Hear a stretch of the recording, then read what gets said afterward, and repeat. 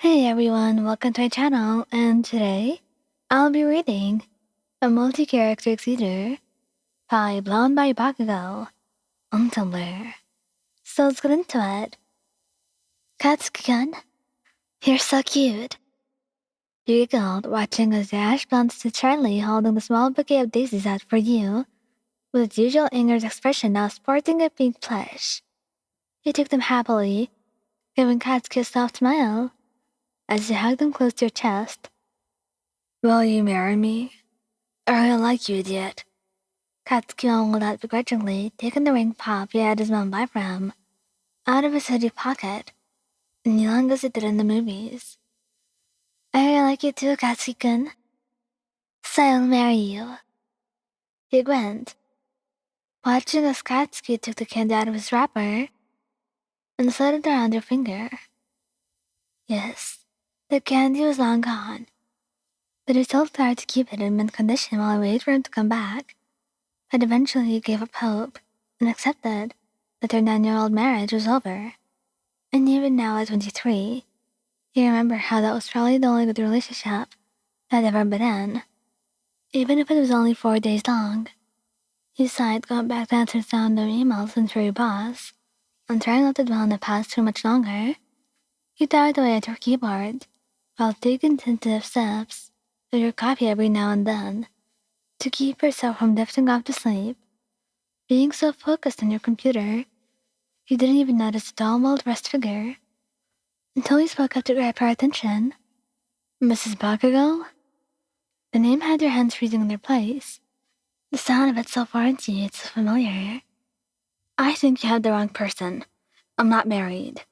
You chuckle, letting your eyes fall back on the screen in front of you, and your hands resume their typing. Why on Bakugou? He asks once more, adjusting his crimson hair to seem more presentable. You pause again, looking at him with a confused expression. Yes, my name is Lian, but I have the last name of Alan, so you must be mistaken. You blinked, your eyes widening, hoping the situation is not what you think it is. Maybe here in America, I guess. But I was instructed to deliver you to the Prince of Japan.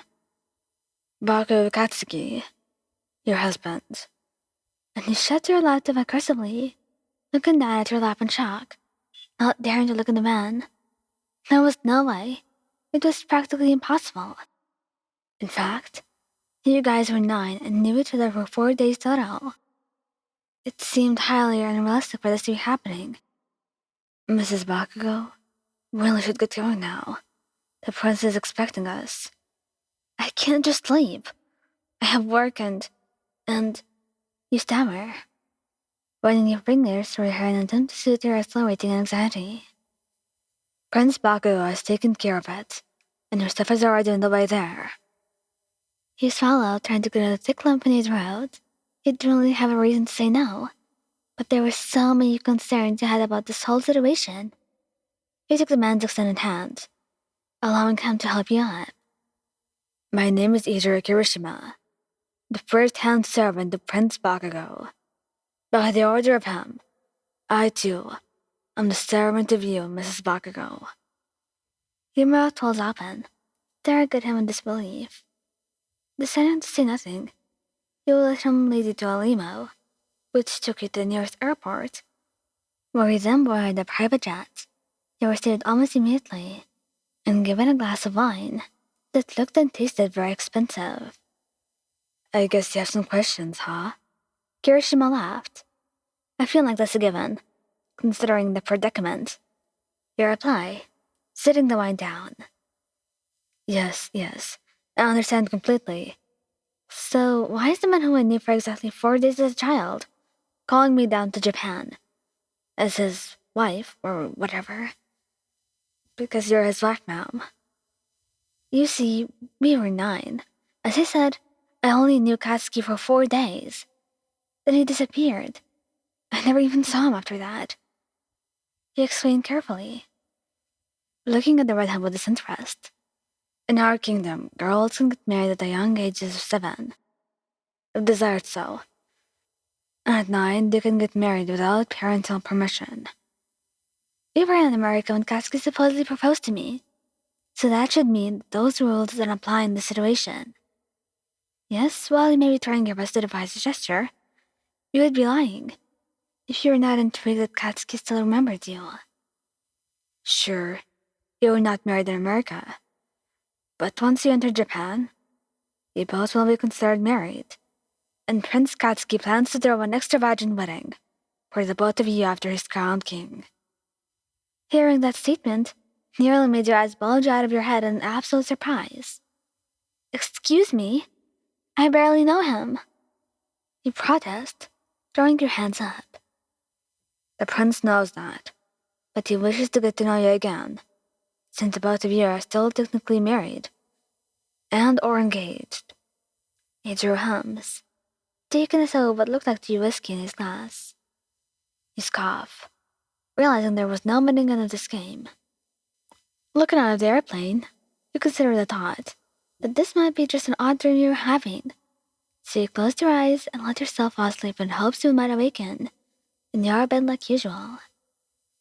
Your eyes flutter open, and you shot up, head craning in every direction to determine your whereabouts. And then you see it, the human-shaped shadow in the corner of your room, standing to meet your alarmed stature. I see you're awake, idiot. The man speaks, his deep voice almost entrancing you with how rough and textured it seemed. But what caught your attention was the nickname. Knowing who wanted you here, and who used to call you that, you put the piece together rather quickly. Katsuki? You call out, letting your shoulders relax. You rarely got a response. Before he stood in front of you, the light shining through his spiked blonde hair and illuminating his face enough for you to see how stunning you had become over the last 14 years. Why not take a picture? It'll last longer, he smirks, taking one more step towards you, causing his natural musk to fill your senses. The caramel-like smell was almost addicting to you, so much so that you had to stop yourself from just burying your face in his chest and staying there forever. So, we're married? I thought you'd make a good queen or whatever. Your eyes lit up at the sound of the arched stand on Katsuki's cheeks, feeling like butterflies erupted in the flurries inside of your stomach. You sure? Before Kirishima came and got me, I was working as a secretary. I don't know if that qualifies me as queen material. You laugh. Katsuki moves his hand towards on top of yours. He freezing to look at you and piercing how flustered the action is at the moment. Don't be stupid. You'll be a great queen. You smile at his thunder-like actions, feeling safe with his big calloused hands on top of yours. I guess I found out. Queen Bakugou does have a ring to it, I suppose. You say, almost yourself. And Katsuki tries to scoot himself closer to you as discreetly as possible, but you beat him to it, and press yourself against him thigh to thigh, and lean your head against his shoulder. I have one request though, and he wraps an arm around you, practically pulling you on top of him. What would that be, my queen? We may be engaged, but until we really know each other, we should wait until we get married. He doesn't seem to be bothered. In fact, he lays the both of you down and presses a tender kiss to the top of your head. Whatever you wanted yet. And he meant it, because for you, Katsuki will do whatever to make sure you're comfortable with this arrangement.